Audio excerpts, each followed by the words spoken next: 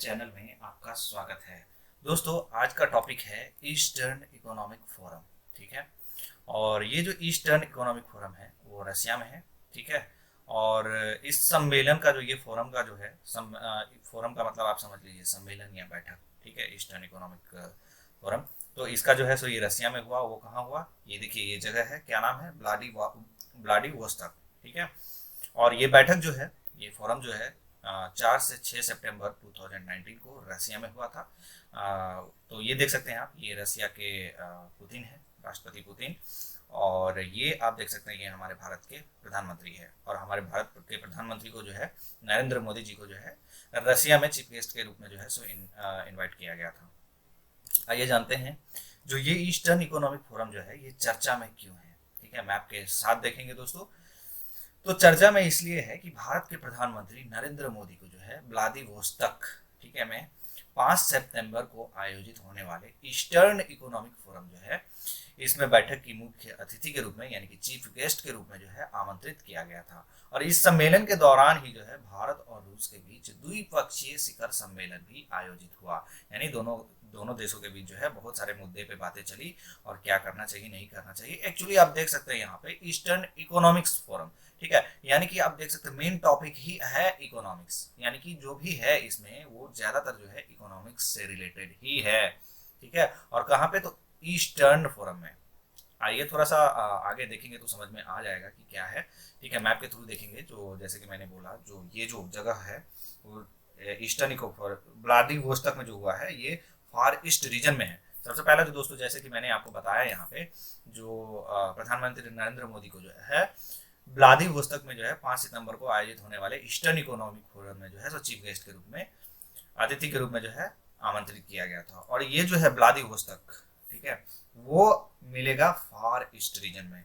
और फार east region कहाँ है, ठीक है, ये देख सकते हैं आप, ये यहाँ से इधर ये पूरा फार ईस्ट रीजन है। अभी हम मैप में समझाएंगे। यहाँ पे ये रेड कलर में जितना भी देख रहे हैं ना, ये फार ईस्ट रीजन है।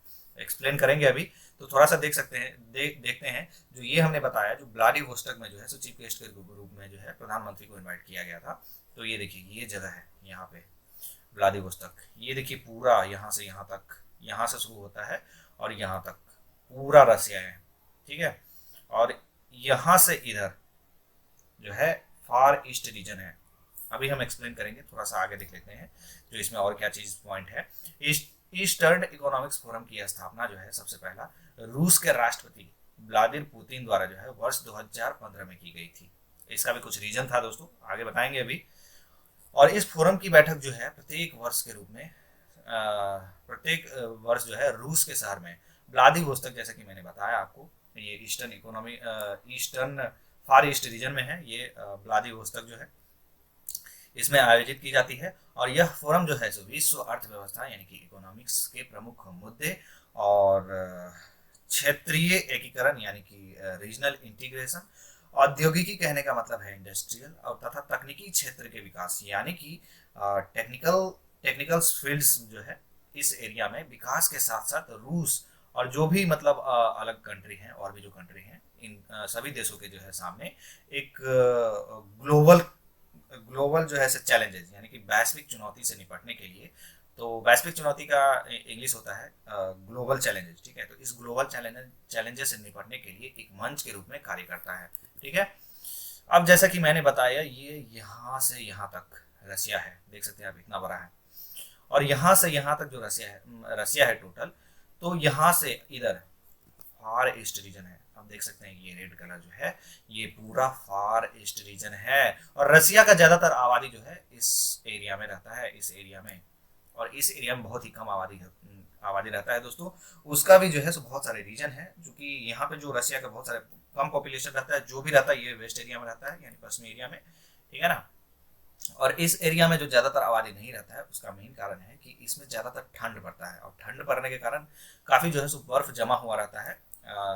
और ज़्यादा बर्फ यदि वहाँ पे जमा रहेगा, क्लाइमेट उसके हिसाब से नहीं रहेगा लोगों के हिसाब से, तो वो ना ही खेती कर पाएंगे। ठीक है। तो इस तरीके से मतलब जो है यहाँ पे बहुत ही कम पॉपुलेशन है, जिसकी वजह से जो है रसिया ने मतलब यहाँ पे इन्वेस्ट करने के लिए बहुत सारे कंट्री को बोला है। और उस बहुत सारे कंट्री में सबसे ज़्यादा फोकस जो है वो चीन पे और इंडिया पे है। ठीक है। तो थोड़ा सा ये जो फार ईस्ट रीजन है, ये फार ईस्ट रीजन जो है इसमें रसिया की बहुत सारी, जैसे कि मैंने बताया, बहुत सारे कम पॉपुलेशन रहता है यहाँ पे, और क्योंकि ज़्यादातर आबादी जो है वेस्ट में रहता है यहाँ पे, इस एरिया में पूरा जो है ज़्यादातर इसी एरिया में रहते हैं, क्योंकि यहाँ पे ठंड कम पड़ती है। और ये जो है फार ईस्ट रीजन में छोटे छोटे टाउन है, और आबादी भी जो है सो दोस्तों ये फार ईस्ट रीजन में बहुत ही कम है। मिलेगा आपको तो मतलब थोड़ा सा किलोमीटर, ज़्यादा किलोमीटर के आसपास में, 10-10 किलोमीटर के आसपास में, और बहुत ही कम मिलता है। अब यहाँ पे इस फार ईस्ट रीजन में कम आबादी रहने का कारण क्या है, तो इसमें जो है इस पूरा एरिया में कम आबादी रहने का कारण है कि यहाँ का एरिया में ज़्यादातर बर्फ रहता है, और साथ ही साथ जो है वे वेजिटेशन ना के बराबर है यहाँ पे, और लोग यहाँ पे जो है खेती नहीं कर सकते, क्योंकि यहाँ पे जो है जो भी इस एरिया में क्लाइमेट जो है, क्लाइमेट वो बहुत ही ठंड है, उसकी वजह से यहाँ पर आबादी जो है सो कम है। अब बात आती है कि इस एरिया में आबादी कम है, साथ ही साथ जो है बहुत बर्फ रहता है, ठीक है। तो इंडिया क्यों इन्वेस्ट करना चाहता है यहाँ पे, उसका क्या कारण है, और रसिया भी क्यों चाहता है कि इंडिया आकर के इस क्षेत्र में इन्वेस्ट करे, तो उसका मेन रीजन ये है दोस्तों कि ये जो फार ईस्ट रीजन है, ठीक है, इस एरिया में काफी ज्यादा रिसोर्सेस है दोस्तों। ये जो एरिया है इसमें काफी काफी ज्यादा जो है नेचुरल रिसोर्स है इसमें। जैसे कि यदि बात करें तो नेचुरल गैस हो गया, ऑयल हो गया, मिनरल हो गया। तो मिनरल के साथ साथ जो है सो बहुत सारे जो है सो नेचुरल रिसोर्स है यहाँ पे, यानी कि प्राकृतिक भंडार है। ऐसे में जो है रसिया चाहता है कि इस एरिया में जहाँ पे आबादी बहुत कम है लेकिन नेचुरल रिसोर्स ज़्यादा है, तो इस एरिया में चाहता है रसिया कि भारत आकर के इसमें इन्वेस्ट करे। इस एरिया में देख सकते हैं, इस एरिया में यहाँ पे आकर के इन्वेस्ट करे, और चाइना को भी इन्वाइट किया है दोस्तों, ठीक है। लेकिन रसिया इंडिया को भी चाहता है, ज़्यादा मुख्य तौर पे जो है चाइना और इंडिया दोनों के ऊपर फोकस है। और रसिया भारत के साथ साथ, जैसे कि मैंने आपको बताया, और भी कंट्री है जिसको टैप करने के लिए यहाँ पे कह रहा है, जिससे रसिया का जो इकोनॉमिक्स है, देख सकते हैं ये पूरा रसिया है। तो यहाँ पे अगर कंपनियां बनेगी, कंपनियां इन्वेस्ट करेगा, तो जिससे उससे क्या होगा, जो ये रसिया टोटल है उसका इकोनॉमिक्स भी जो है काफ़ी मजबूत होगा, स्ट्रांग होगा। साथ ही साथ दूसरे कंट्री के साथ जो है अपना उसका संबंध जो है सो अच्छा भी बनेगा, और दूसरे कंट्री का भी इकोनॉमिक्स जो है अच्छा बनेगा। अब बात आती है कि रसिया इंडिया को क्यों इसमें इन्वेस्ट करने को कह रहा है। ये जो है पूरा टोटल रसिया आप देख रहे हैं, और ये जो फार ईस्ट रीजन है, रसिया क्यों कह रहा है आखिर इसमें जो है सो इन्वेस्ट करने के लिए। तो सबसे पहले तो ये बता दूं कि रसिया सिर्फ इंडिया को ही नहीं बल्कि चाइना को भी बोला है इसमें इन्वेस्ट करने के लिए। अब यदि दोस्तों यदि इंडिया की बात करें तो यहाँ पे है इंडिया, ये है चाइना, ठीक है, ये है मंगोलिया, और उसके बाद है रसिया। ये चाइना, और चाइना से सटा हुआ इंडिया है। तो चाइना और इंडिया दोनों को ये चाह रहा है कि इसमें इन्वेस्ट करे, तो दोनों को बोला है। अब यदि इंडिया की बात करें तो पिछले कुछ सालों में जो है रसिया के गवर्नमेंट कंपनी ने लगभग 33 बिलियन का इसमें इन्वेस्ट किया है। और दोस्तों इनके इन्वेस्ट करने के पीछे बहुत सारे कारण हैं, वो हम अभी आगे बताएंगे कि उससे क्या कारण है। उससे पहले जो है सो थोड़ा सा हम इस चाइना के बारे में बात कर लेते हैं, ठीक है, क्योंकि रसिया जो है सिर्फ चाइना के साथ भी मतलब कह रहा है यहाँ पे इन्वेस्ट करने के लिए, चाइना को भी, और साथ ही साथ भारत को भी कह रहा है। तो थोड़ा सा हमें चाइना के बारे में भी मतलब समझना पड़ेगा, क्योंकि चाइना भी इकोनॉमिक रूप से काफी स्ट्रांग है। तो यहाँ पे यदि हम चाइना की बात करें तो आने वाले समय में चाइना चाहता है कि ये जो फार ईस्ट रीजन है, यहाँ आधे से इधर, ठीक है, तो चाइना चाह रहा है ये जो फार ईस्ट रीजन है इसमें 50 बिलियन का इन्वेस्ट करना चाहता है चाइना, ठीक है।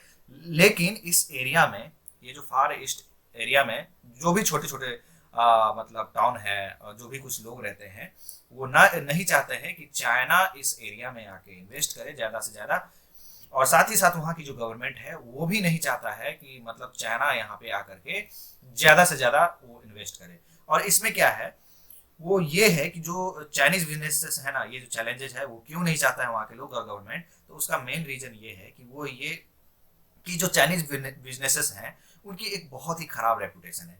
क्योंकि इसलिए ये जहाँ पर भी जाते हैं उस एरिया में बहुत सारे मार्केट को कैप्चर कर लेते हैं, और साथ ही साथ जो है सब बहुत सारे चाइनीज वर्कर को वहाँ पे सेटल कर देते हैं।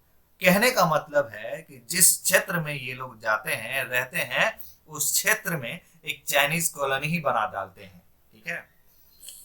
अब चाइना की इसी चीज को देखते हुए, आप देख सकते हैं ये है चाइना, चाइना को इसी चीज को देखते हुए जो रशिया के लोग के साथ साथ वहां के जो भी गवर्नमेंट है पूरी तरीके से जो है रशिया के जो भी गवर्नमेंट है पूरी तरीके से चाइना के ऊपर डिपेंड नहीं होना चाहता है, क्योंकि चाइना कह रहा है जो इसमें 50 बिलियन का इन्वेस्ट करना चाह रहा है। ठीक है, तो रसिया चाह रहा है ऐसे में कि पूरी तरीके से अगर चाइना के ऊपर ये रसिया डिपेंड हो जाएगा तो ऐसे में जो इसका रेपुटेशन है चाइना की, यदि हम बात करें जो बिजनेसेस की, एक कॉलोनी की तरह ही बना देता है, पूरा चाइनीज को भर देता है उस एरिया में, तो वहां के लोगों को, जो रसिया के लोग हैं, कहीं ना कहीं उसका रोजगार तो छीनेगा। ठीक है, तो ऐसे कंडीशन में रसिया जो है चाइना के साथ साथ इंडिया को भी चाहता है वो भी इन्वेस्ट करे। और जो है रसिया पूरी तरीके से दोस्तों चाइना के ऊपर डिपेंड नहीं होना चाहता है, इसलिए वहां की जो गवर्नमेंट जो है 80% जो है रसिया के लोग होंगे, साथ ही साथ जो है 20% चाइनीज के लोग होंगे, ऐसा उसने कहा है। ठीक है, रसिया के गवर्नमेंट ने बोला है चाइना के लिए ये पॉलिसी बनाई है जिसमें 80% रसिया के लोग रहेंगे और मात्र 20% जो है वो चाइनीज रहेंगे यहाँ पे।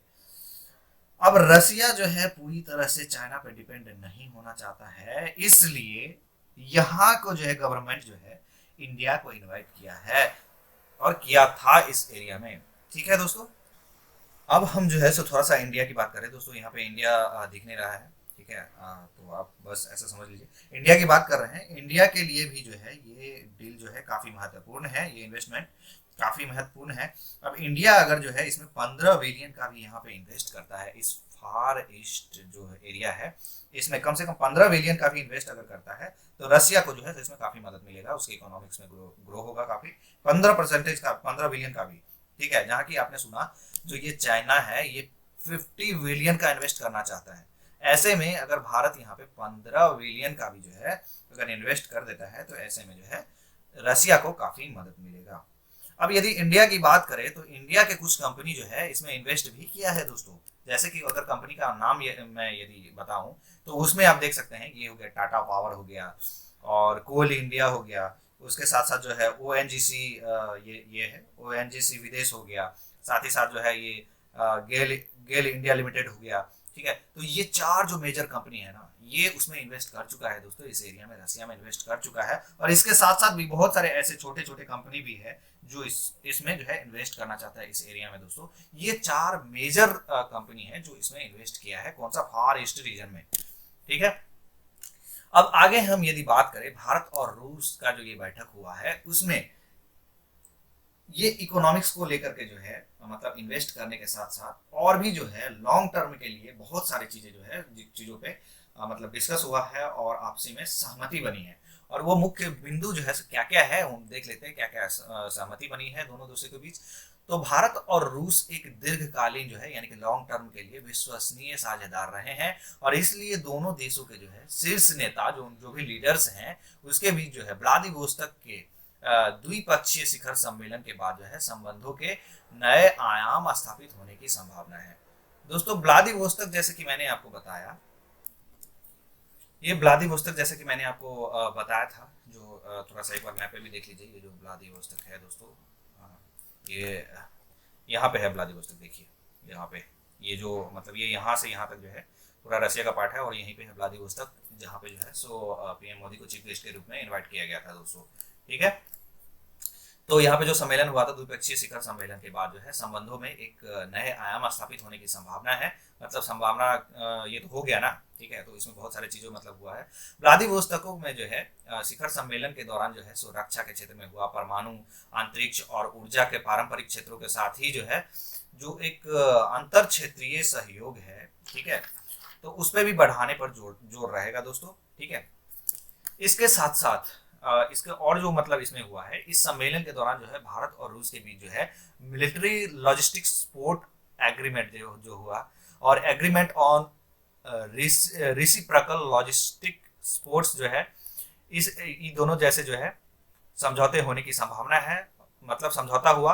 और साथ ही साथ जो है भारत और अमेरिका के बीच 2016 में logistic exchange memorandum of understanding समझौता हुआ था। भारत और रूस के बीच जो है सैन्य सामानों के साथ ही दोनों देशों द्वारा भारतीय सेना के प्रयोग हेतु बनाए जाने वाले KA-2260 हेलीकॉप्टर के निर्माण में भी तेजी आने की संभावना है। ठीक है दोस्तों, अब यहाँ पे जो है सो यदि ये तो था इसमें क्या क्या मेजर इश्यूज थे जिसपे बातें हुई है।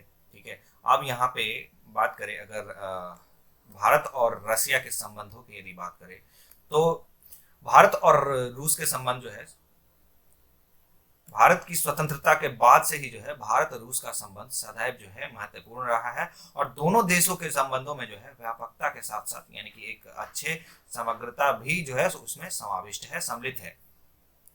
भारत और रूस के संबंध की यदि बात करें तो पिछले 70 वर्षों की जो भू राजनीतिक घटनाओं में यदि हम बात करें तो उतार चढ़ाव के बाद भारत रूस का संबंध सदैव जो है सामंजस्यपूर्ण बने रहे हैं और भारत रूस के संबंधों का जो है स्वरूप जो है बहुत सारे मतलब हैं, जिसमें जैसा कि यदि हम बात करें तो अंतर्राष्ट्रीय भू राजनीति हो गया, रक्षा क्षेत्र हो गया, अंतरिक्ष हो गया, रेलवे हो गया, परमाणु क्षेत्र हो गया।